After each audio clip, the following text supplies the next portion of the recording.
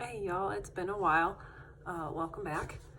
I just had to share something with you that God revealed to me. A few days ago, I had a dream, and it was a God-given dream, and I would like to share part of that dream. The rest of the dream is for revelation another time, when the time is right. But part of my dream I'd like to share. It's just the beginning and one little part of it. So it was crazy because I that night I fell asleep after praying to God to continue to keep my heart right and to give me dreams.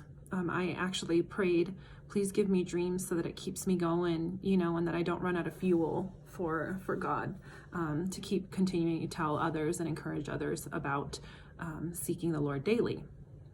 And he heard my prayers, he listened to them, and he granted them. So I had this dream where I was at my old church that I grew up in as a child, and there were many, many people there, and they were having some sort of celebration.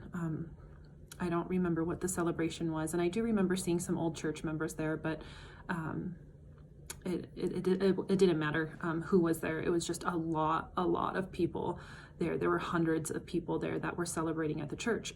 And while I was there, God put it in my heart to teach people to fly. And I specifically remember in my dream that I've had dreams of flying before, and so I know how to do this. I've got this, I can. And I knew I was dreaming. It was the weirdest thing. So it was very lucid. God told me, "You've done this before. You can do it. You need to teach people how to fly." And so I saw my mom and my two sisters, and so those were the first people that I taught how to fly. So as I'm teaching them to fly, I noticed that there's other people who are wanting to learn how to fly. So I'm teaching a lot of people at church to fly while this celebration is going on. And not everybody there was aware that I was teaching people to fly. As the dream progressed and I was flying and teaching people to fly there at church, my mom and my sisters, they kind of disappeared. But I had, peace in my heart that they were on their way somewhere else and they were okay, and flying on their own. So as I continued to fly and teach other people how to fly, I noticed that some people would take off and they would just drop like flies, like they couldn't continue flying. And so my dream progressed as I was flying. I came across a wedding, and there's still people flying with me in the sky, but they're kind of going in their own directions. And I come across a wedding, and they are oblivious to the people who are flying above them. And they just continue on with their celebration. And just a select few people from the wedding started to fly. And my dream continues on from there, but as I woke up, I wrote the dream down, and God revealed to me what parts of my dream meant. There were other parts of my dream that I'll probably share later, not at this time, when God tells me that it's okay to share with everybody else. But that part of the dream, I just wanted to just kind of share with you guys to give you some encouragement. So as I'm writing down my dream that morning, my mother actually sent me some scriptures, and my mother doesn't usually send me scriptures through text message. This is the first time she ever sent them, and it was another confirmation. There were 3 verses that she sent me, and they were confirmation of my dream, of everything that I dreamt, and it was just so good. Just God confirmed that it was a dream that he gave me, and it was for a reason.